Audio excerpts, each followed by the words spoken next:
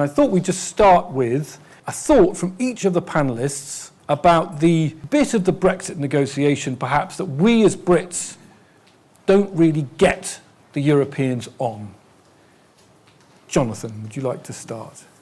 Thank you. Well, to take up what you were saying, really, Peter, the European Union position is, this shouldn't surprise anyone, but apparently it does, a combination of the EU institutions in Brussels and their view of the collective interests of the European Union as such, and each of the 27 member states' view of that collective European Union interest, plus some of their own national interest. That all put together is the EU position, which at the moment is in gestation, as you know. Draft guidelines have been published. For the rest of this month, there will be discussions. And at the end of this month, there will be European Council guidelines, which will set the scene for Council negotiating directives and ultimately the beginning of the negotiation proper. It's a complicated scene. Apparently it surprises people that Gibraltar has already been mentioned. Shouldn't surprise anybody that Spain is particularly interested in Gibraltar. The timing, I knew it would come up at some stage. Was it going to come up in the first few days? Who knows? But it shouldn't really be a surprise to anybody that that should be an issue, and that is only an example. What I can tell you from my previous pre-referendum experience was that all 27 other member states wanted the UK to remain a member state and were prepared to make considerable concessions in the process which led to the European Council decision, the so-called Cameron deal of February last year. Now,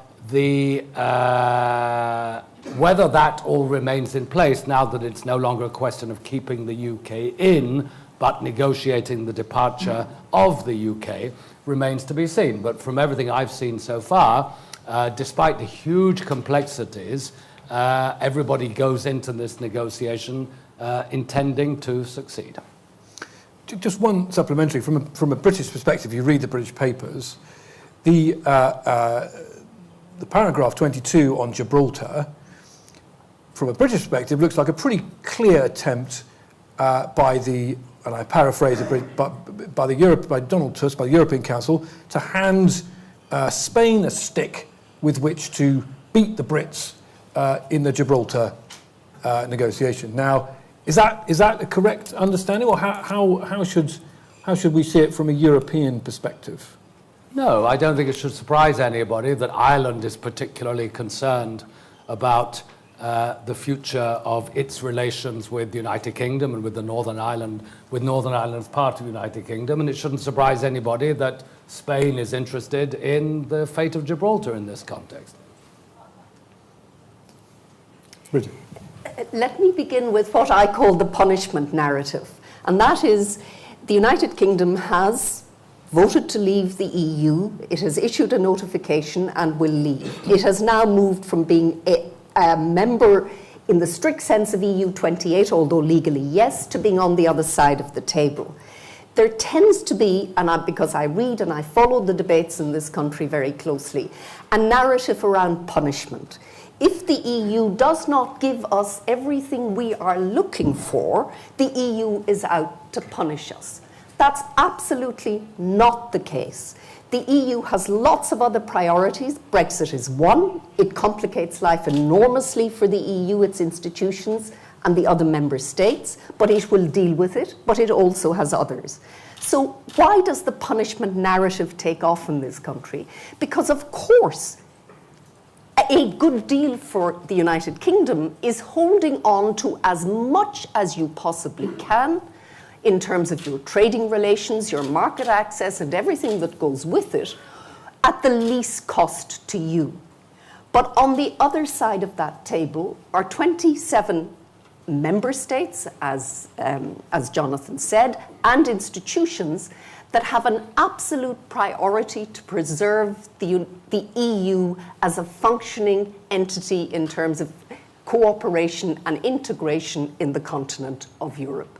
And in the Tusk guidelines, and they're just draft guidelines, it is stated non-members cannot have the same rights and enjoy the same benefits as members. So it's not punishment. It is simply the working through of the consequences of this country opting to remove itself from an entity called the European Union. It's not about punishment.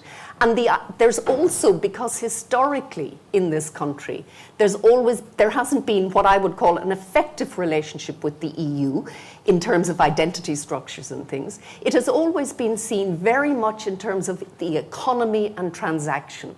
It's not just the economy. It's not just transactional. For many Europeans, the EU is an extremely important entity, both at the identity level, in terms of values, etc., etc. So the idea that the United Kingdom will be punished by the EU 27, absolutely not. But will they, first and foremost, in these negotiations, take care of their interests, the interests of EU 27 and what they see as important for its future? Absolutely. But no one should be surprised at this.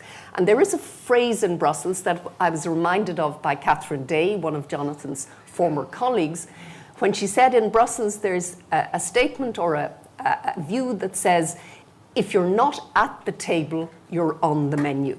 And the United Kingdom has moved itself into quite a different position. But it doesn't sound that friendly, that. You see, this is the problem, isn't it? Is that what is a logical consequence of our desire to be outside the single market, outside the customs union, or certainly, is simply us getting our just desserts. We're on the menu.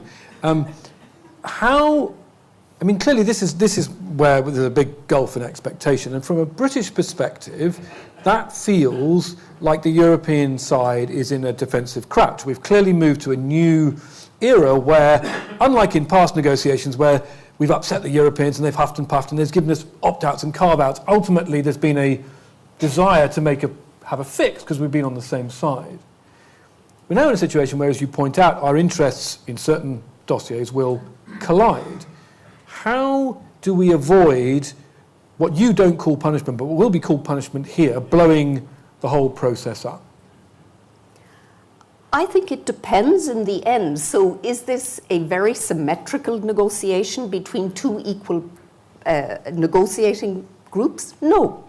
The United Kingdom has handed over the sequencing and the timing and a lot of the content in terms of the outcome that will be available. The European member states do not want to punish Britain, they want to be constructive, and they want a good outcome for both sides. But the definition of that will only emerge through these negotiations. Pierre. To follow up on what Bridget just said, and maybe to try to enlarge the discussion, it seems to me that one of the problems that maybe is not understood here in Britain is that the Europeans now have to think over about what EU 27, as we call it, is going to be shaped. And of course, the Brexit negotiation is going to have a lot of impact on that. And this is where I think one has to understand that for the EU 27, they're going to have one eye on the negotiation with Britain around the Article 50, be it the divorce, the transitional arrangements, the deep and specific and special partnership that your Prime Minister has been talking about time and again in her letter.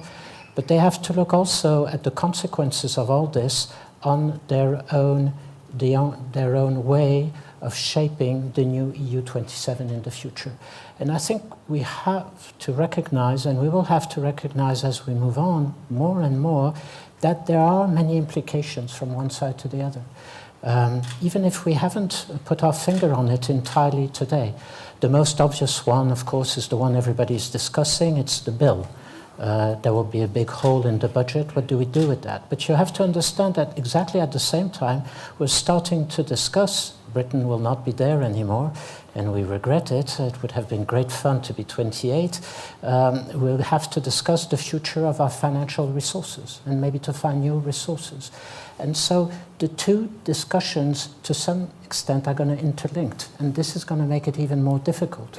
We have to find a solution to fill the hole, but we have to think also among ourselves about how to increase maybe our resources. Think about migration. If Britain wants to retain some sort of free trade agreement with the European Union, and at the same time wants to have some sort of control on migration, this will have implication for the EU27. You will have some of the member states inside the EU27 who will start saying, maybe I could use the same kind of arrangements we will have with Britain. You know, this is a very sensitive issue at the moment, and you could have a lot of this. This is why I think we tend to underestimate here in Britain the fact that for the EU27 as such, this whole negotiation is opening a sort of Pandora box, which is going to make it very difficult also to handle and to manage and to keep a grip on this whole negotiation. This is going to be difficult. I talked about migration, about money, but you could talk about defense and security, you could talk about the future of the Eurozone, so on and so forth. It's a really interesting point, that, isn't it? Because the official EU position, the word unity gets used almost every time Donald Tusk gets to his feet, but we all know that lots of the dossiers, as you say, immigration, money, etc., bring up competing interests. Do you think that in the negotiation going forward that there will be a tendency on the 27 side to take a quite minimalist approach for fear of opening that Pandora's box? Is that going to be a restraining factor in us actually getting a deep deal? It's very difficult to say at this stage, the interaction between one and the other. Of course, what would be the most easy way of doing this is to try to create a wall between negotiation on Article 50 on one side and the negotiation between the EU27 on their future in the different sectors on which they have to work together. But we all know this will not happen. You know, when you are whatever government of a member state, you're going to look at your own national interest according to one side or the other side of this wall. And you're going to look at it as an overall picture. So I think it's going to make this whole discussion even more complex. And I think we are only understanding how difficult this is going to be. And this is why when we're talking about a 2-year period, there is no doubt that this is going to be a very short time span for dealing with all this. Excellent. Well, that's a very brief summary of three issues. We can go to questions now. Please, as usual, say who you are, introduce yourself. We'll take them one at a time, as long as people try to ask questions and not make speeches.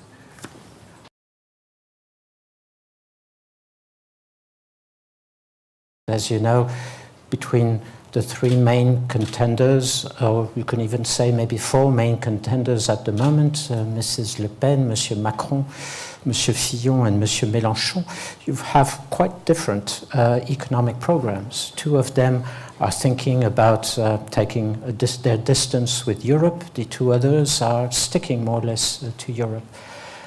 So I think it will very much depend on that, because if you look at the future of our monetary and economic union, the Eurozone, of course, a lot of what is at stake is about whether France will be able to regain some of its competitive edge that it has lost recently, which means doing all the structural reforms we have been talking about for the last 5, 10 or 20 years, maybe to some extent, and we haven't been able to solve. That's absolutely necessary in order for France to regain some of its credibility among its European partners. And of course, when I'm talking about its European partners, I'm mostly talking about Germany. If we want the French-German partnership to find a new momentum, to get a new impulse, we have, for France, we have to go through these kind of reforms. Now, if you look at the different platforms of the candidates, Monsieur Fillon and Monsieur Macron talk openly about this need for reform, restructuring. it's not as obvious with regard to the two other candidates. So this is a major question mark that we have at the moment. There was an interesting survey in the FT today, wasn't there, showing that central bankers were naming the euro as their biggest risk for 2017, were dumping euro assets in favour of sterling.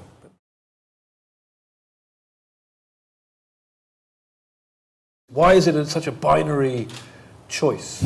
Jonathan, perhaps one for you. It's not. Some member states are in the euro, some are not. Some are in Schengen, some are not. The EU already accommodates all sorts of difference. In fact, many people in Brussels think that the UK already had a rather privileged position and were surprised that it wasn't good enough. But there you are. But the core of the European Union is a single market and a single trade policy. And I see no suggestion in the other 27 that they want to relax that in any way. And if your question was about trade agreements, it's because they think they get better trade agreements negotiating collectively than they would individually.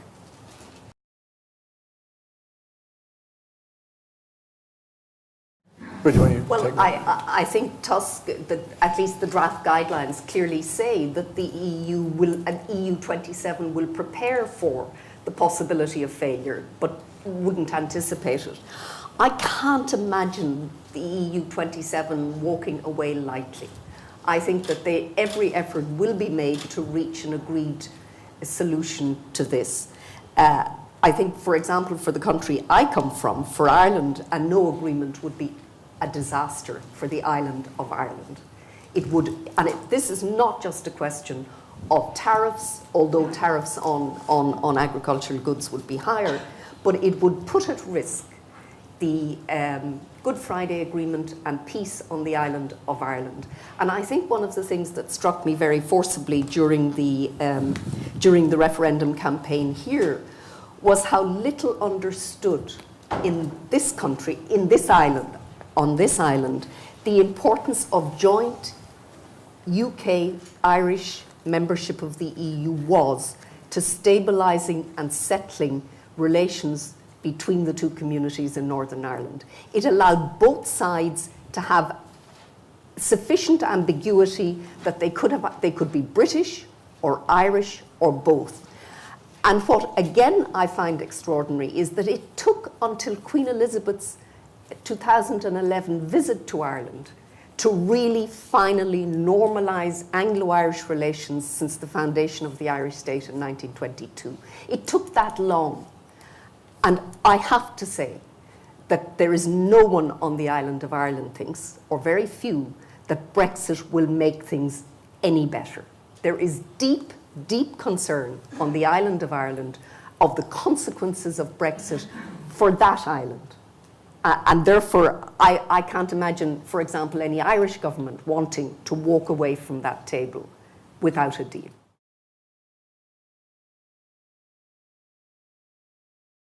The French government is looking at this whole issue with his eyes very closely on what's going on with the presidential election. And of course, we have to take that into account.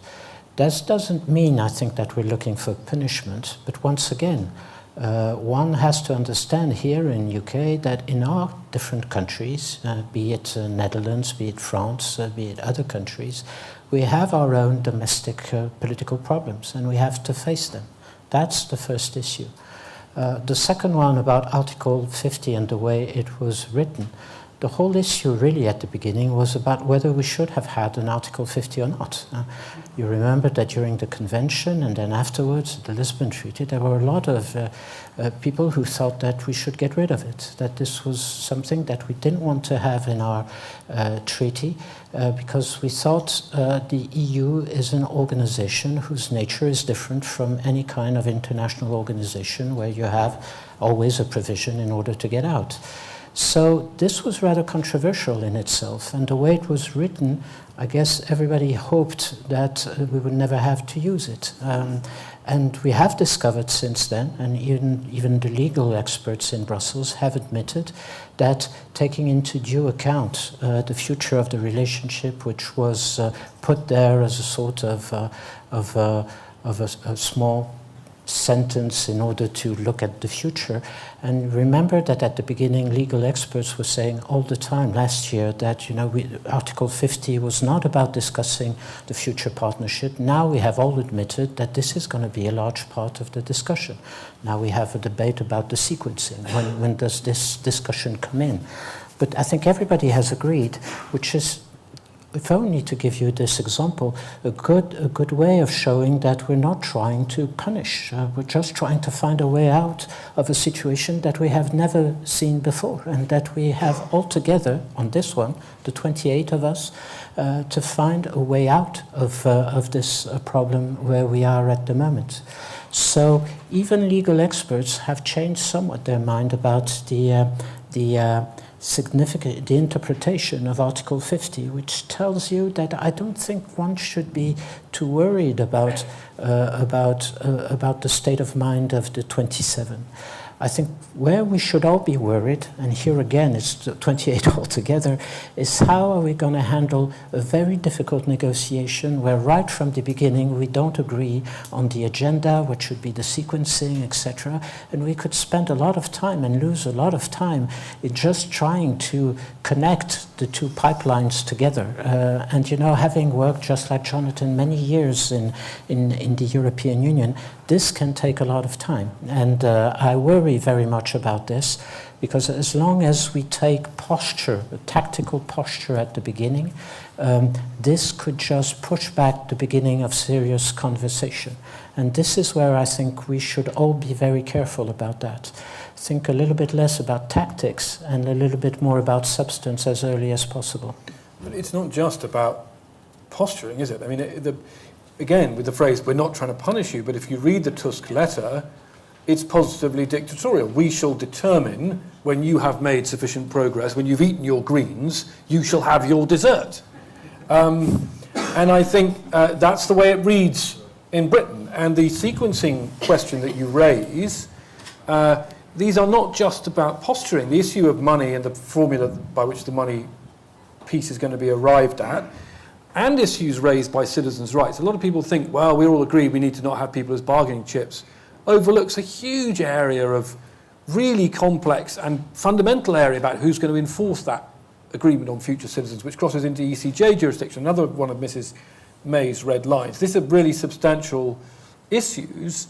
Jonathan, it feels like, from a British perspective, that we're being taken to the woodshed, to use a good British expression here, not engaging in a negotiation in which we can all, as Mrs. May wishes, end up in a deep, meaningful relationship. Is that a misunderstanding of the business, or is that just the fact of it? It's simply the aftermath of a period in which people were led to believe that this was a glorious liberation, and that the other side had every interest in accommodating us now being the UK. And I think this is simply, these are the harsh winds of diplomatic reality. There's a negotiation between one country leaving an organization which has 27 members. Article 50 was written for all sorts of different reasons, but it says what it says. It has a very tight deadline. The 24 months, when you look at it more carefully, are barely 18 for real negotiation because of all the process at the beginning we're in now and at the end, when the British Parliament, the European Parliament, British government, the Council of Ministers, all have to sign off before the 2-year period ends. So there's not a lot of time, and the real issues are now coming out. And it's not going to be easy. I don't think anybody should be surprised unless they were a bit deluded in the first place. And it's not a negotiation of equals. Who knows? It hasn't started yet. Is it equals? Well, there will be 2 negotiating teams, one representing a country and the other representing an organization with 27 members. So it's numerically unequal, but it's they don't have equal rights at the table. Never mind yes, quality, it counts, and there will be very smart negotiators on both sides, I've no doubt. There's a great deal at stake. I mean, this is not to be belittled. This is a hugely important negotiation for the history of Europe, for the history of this country. The whole world is watching us. You'll have seen Mr. Trump make reasonably encouraging remarks in this morning's FT. They're all watching. And we Europeans, if I can still say that in this country, have got to get this right. But it's a daunting exercise. Bridget, could Europe get it wrong? Do you think if Europe sticks too rigidly to what it's entitled to under Article 50, is too, I'm not going to use the word punitive because we're not engaged in punishment, is too uncompromising, do you think there's a chance that that blows back into Europe? I think that, so Theresa May wants a deep and special relationship. The most ambitious free trade agreement that the EU has ever negotiated. I think the ask is enormous. So you're leaving the EU, you're disentangling yourself from this entity, but you're asking this entity to deliver to you the most ambitious free trade agreement in the history of this entity. And there isn't a single area of EU policy or public policy in this country that will not be affected. And it's all very well to say they'll be pushed, that there'll be pushback from the EU. But you open up any of these policy dossiers, and none of them are easy. So I don't think it's some sense of a rigid EU. But what the EU will do is it will essentially defend its constitutional framework. What is that? Its constitutional framework are its treaties and its jurisprudence. It will also defend, as far as it can, the cohesion of the remaining 27. So the stakes are extraordinarily high for the EU. And we must also remember that this is the voluntary exit of the United Kingdom from the EU. No one pushed the UK out. No one wanted the UK to embark on this journey. There was no government, or in my view, public opinion across the continent that wanted the UK to do this. But the UK is doing it, and in opting to do it, is doing it at the harder end of the Brexit options. There were other options. The EA agreement, EFTA, there are all sorts of other agreements. But if the UK puts down all these red lines about the ECJ and about free movement of people, then it's not, the demandeur is not the other side of the table. The demandeur is the government and parliament of this country.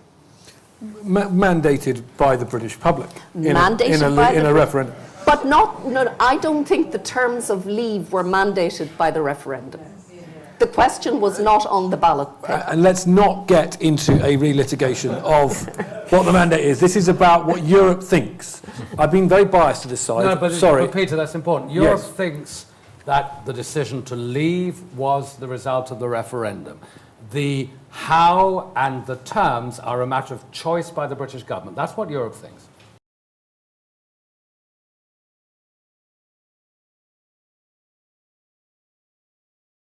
First of all, you're absolutely right, and extraordinarily, to some extent, we're already observing that.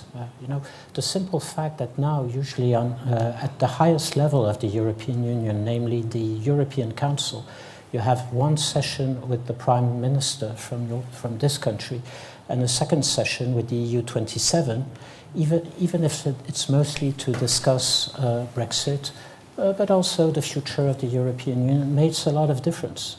The fact that the UK Prime Minister is not there anymore slowly creates new ways of working together. So, of course, to try to overcome that, bilateral relations will be necessary, no doubt about it. And I'm sure that the United Kingdom will be looking for this, and they're looking already at this very closely.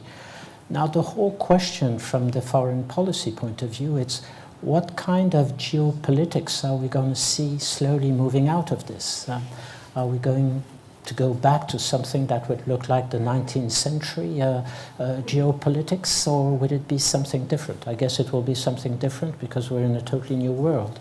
But this is going to be a very fascinating scene and picture to observe as it goes on. I think it will impoverish public policy making in this country. I listened very carefully to Douglas Carsdale when he talked about regaining control and being able to take the decisions here. But there actually is an enormous learning machine in the EU, where on labour market activation, on how you deal with environmental problems of one. Countries learn from each other and they learn the best practice. And what they think is the only way of doing something, because obviously bureaucracies tend to think how they do things is the only way things can be done, are tested against ideas from all sorts of other places. And so there is this constant learning simply by being around the table. And I think that that's something that has not been factored in at all. And the other thing I would say is, paradoxically, the United Kingdom will have to invest much more in human resources in understanding the EU post-Brexit than it did as a member. Yeah. But you know, the simple fact that British diplomats will not be there in the meetings, in the council meetings dealing with foreign policy or security policy or whatever, this will make a difference. No, you won't have the same type of information. You don't have the same network. You're becoming a third country, so you have to knock at the door to be allowed in and to discuss with the different chancelleries about what they have talked about in Brussels. Do you think that in practice there still will be a good flow of information, or do you think there will be a significant loss? I think there'll be a loss, obviously. I mean, everything's been said about the benefits of being at the table is absolutely right. For both sides, by the way, the others will lose. The EU will suffer a loss because the British have contributed a great deal over the last decades. And that's keenly, I mean, they would say that to me, wouldn't they? But I think my former colleagues genuinely believe that. They're sad at the loss that will be incurred by the rest of the EU. We, the British, will just have to work a great deal harder. Look at what the Swiss do. I don't know if there are any Swiss here, but the Swiss in Brussels have an extremely effective mission, an embassy. They work very hard. They talk to their neighbours. Look at the geographical situation of Switzerland, completely surrounded by the EU, members of Schengen, but outside all the possible institutional frameworks because they keep voting not to join them. So the Swiss just have to work very hard in bilateral diplomacy, in multilateral diplomacy, to keep informed and to understand what is going on, because they end up having to do it.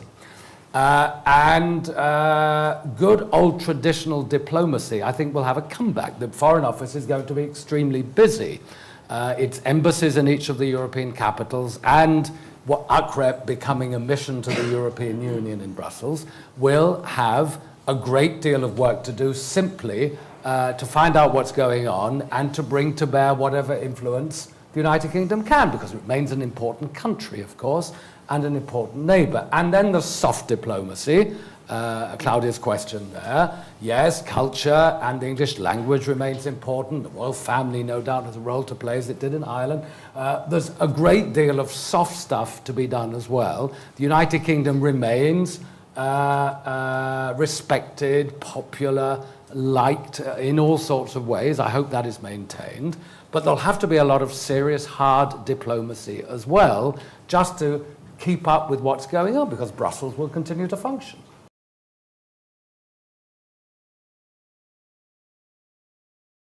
I think that both Brexit, but more importantly Trump, have already had a very serious impact on politics in continental Europe. We've seen from the Austrian presidential election, the populace was seen off. The Dutch election, again, Wilders was seen off. If Marine Le Pen is seen off this time, although she's not going to disappear, I think what you have seen, interestingly, on the continent is that basically standing up as a politician and saying the EU, with all of its problems and challenges and faults, is a necessary and good thing, gets you political traction now in a way it mightn't have 18 months ago. My concern for the United Kingdom in terms of the rejuvenation of politics, twofold. One, that Brexit is going to take so much public policy time, political time, and cabinet time that I'm not sure how this country can address all of the other things it needs to address. So I think there is that. And also the impact of Brexit on the kingdom itself, on the United Kingdom, in my view, is unknowable at this stage. We do not know, even if, for example, there's another Scottish referendum and it's defeated, you will still have a part of the United Kingdom that was taken out of the EU against the wishes of 62% of its population. In Northern Ireland, you have a very unstable political balance now. The demographics are shifting. Sinn Féin, for the first time ever since the foundation of Northern Ireland, the Unionists are not in the majority in Stormont. So there are all sorts of unknowable dynamics that could be unleashed by this.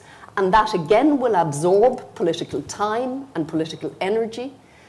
So I'm not sure that this country will get the so-called rejuvenation that one might have expected from such a big constitutional shock. Bridget, to play devil's advocate here, I mean, that, I think, to a lot of Brits will sound like the kind of fantastically complacent view they hear from Europe all the time, in the sense that, yes, Hofer didn't win in Austria, but we'll see what happens in the 2018 parliamentary elections. The Dutch election campaign, Wilders didn't win, but Rutte ran a campaign with a big poster saying, be normal or be gone to migrants. If 45% of people vote for Marine Le Pen in France in the second round of the French election, is the populist revolution, is it over? Does Europe really think that they're home free? No. No, I wouldn't think anyone is complacent about populism in Europe. All I am saying is that both Brexit, but in my view, more importantly, Trump, has had quite an important political effect in continental Europe, and has the chaos and the sense that institutions can be pulled down with relative ease and built with great difficulty is taking grip. So what I'm not saying at all that there's any room for complacency. All I'm saying is that there has been a political shift. Pierre Jonathan, does Trump harden the line? No, I hope Bridget is right, by the way, and we're seeing a sort of reverse trend. I'm still cautious about this, and looking at my own country, I wouldn't like to make any prediction yet at the moment. But going back to what Anand was saying, it seems to me, and I'm quite fascinated by this, is that this whole issue about our democracy today, which I think is a very important issue, has been somewhat linked, totally linked to Europe. Europe appearing as a sort of scapegoat for all this, when in many cases Europe has very little to do. You know, the whole issue of, for instance, our tension in our suburbs is something that the European Union has not been involved in at all. Even to some extent, the whole issue of our national identity and people feeling that national identity is crumbling under the number of migrants stepping in has very little to do with Europe, by the way. Of course, people will tell me, but the recent migration crisis, etc., it's not really relevant to the issue we're facing there, which comes back from ages and ages. It's only that Europe has been a very useful scapegoat for all these trends moving in, because it has to some extent embodied the whole issue of a global economy, global world, and let's be honest also, because in recent years it hasn't been able to deliver, so it has been very easy to criticize Europe.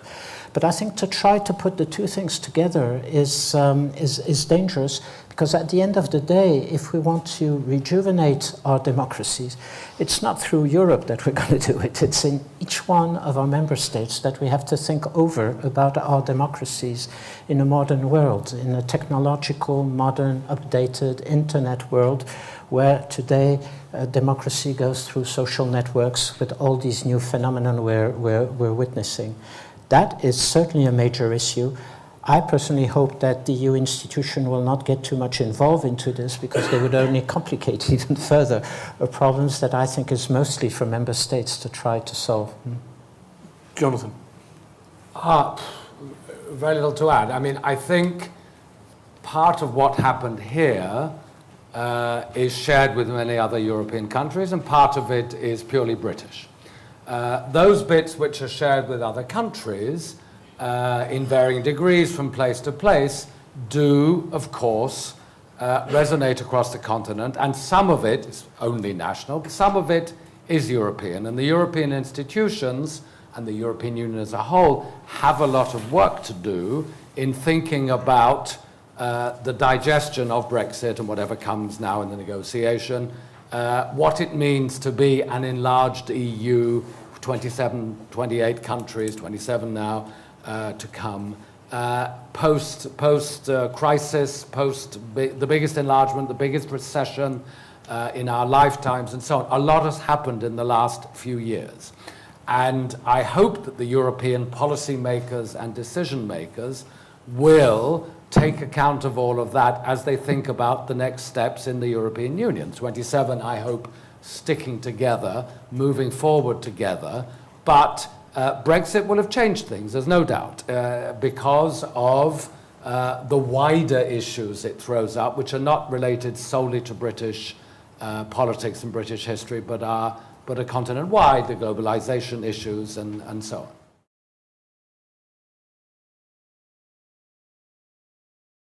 I think they're very different situations, that's what I'll say. Why? The size of the country, the nature of the issue,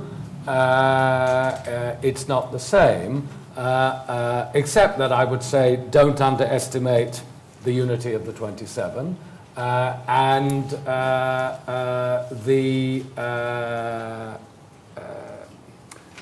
doggedness with which the European institutions and the member states will try to find solutions in their collective interest. There is nothing in Article 50 about this. So it's, whether in the case UK would suddenly want to stop and forget about withdrawal. So legal experts have had many discussions here and there about what could be done. I personally guess at the end of the day it will be mostly a political issue that has to be solved as such. For the time being, as Jonathan said, we have accepted the result of the referendum, and EU 27 is working on the assumption that this is what UK wants, to get out of the EU. So we're working on this.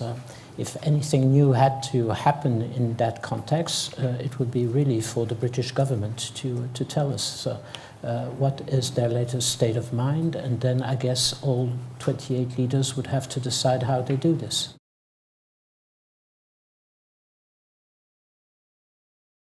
Well, first of all, on the campaign itself, the European Commission played absolutely no part. We were asked not to campaign, we did not campaign, so we have no responsibility for that campaign and the way it was conducted and so on.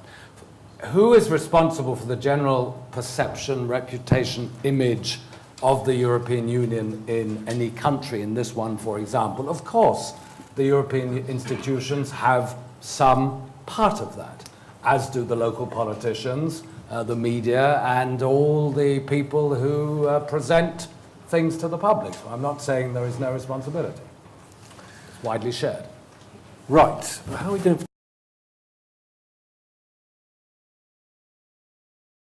The EU 27 and the European institutions are very real about Brexit. The British voted on a Thursday. I remember the outcome was clear by the Friday morning, and the Council Task Force on Brexit was set up by the following Tuesday. So the EU is both real and ready. And your argument that the EU is militarily weak, so it should do a quick accommodation, well, I will remind you that the predominant military institution in this part of the world is NATO, and that under Article 5, the United Kingdom is a member of NATO has obligations to the other members of NATO.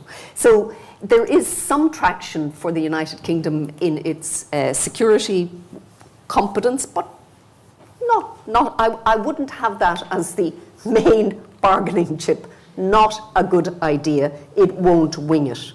And in terms of the EU is bound down by sovereign debt. Some countries are, some countries are, and some countries are not.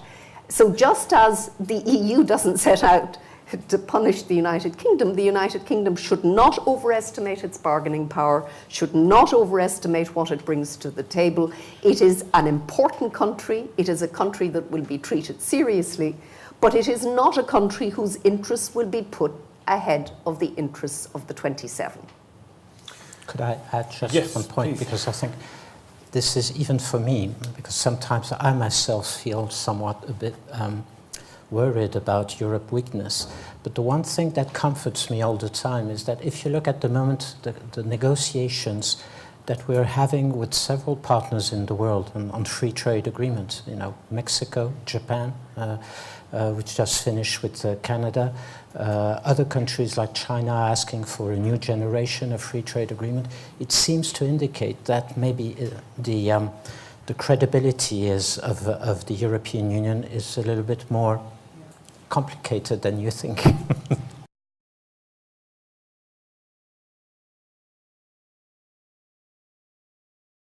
Well, frankly, it's impossible to answer until we know the terms of withdrawal. That's if you concentrate solely on the tangible costs and benefits, and there are lots of intangible ones that are simply impossible to calculate. But even the tangible ones, if you take the EU budget as it is today, take the UK out of it, it still depends on the negotiation to come on the UK's responsibility for ongoing financial commitment. So I'm afraid it's impossible to answer that today. Well, let me ask you a hypothetical. If, as seems almost certain, if the rich countries are not going to want to pay more, if the recipient countries, Poland, Hungary, etc., end up with less money in future MFF, in future budget rounds, is that going to weaken the cohesion of the EU? Is that going to weaken the political dynamic of the value of the EU to them? No. First of all, the value of the EU is not only about money. It's about a great deal more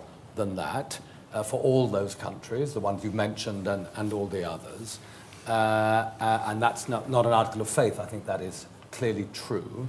And we will have to see. You can think of all sorts of hypotheses. The British leave, there is no financial settlement, and there is no further contribution by the net contributors, so the budget has to shrink. You can take that all the way along the line.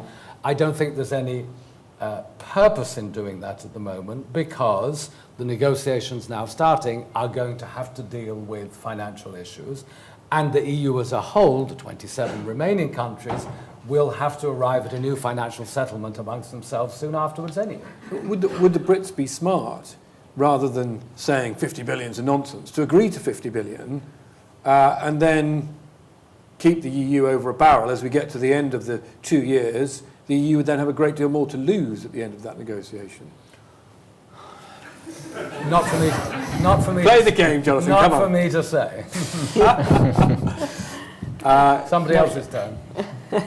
As Jonathan was saying, we're going to have at 27 a whole discussion about the new financial resources, the new multi-annual framework for our finances, and that will be when we tailor our new policies on structural funds, on regional assistance, on agriculture, on fisheries. We will have to take that into account. So it's going to be a whole new world for the European Union also.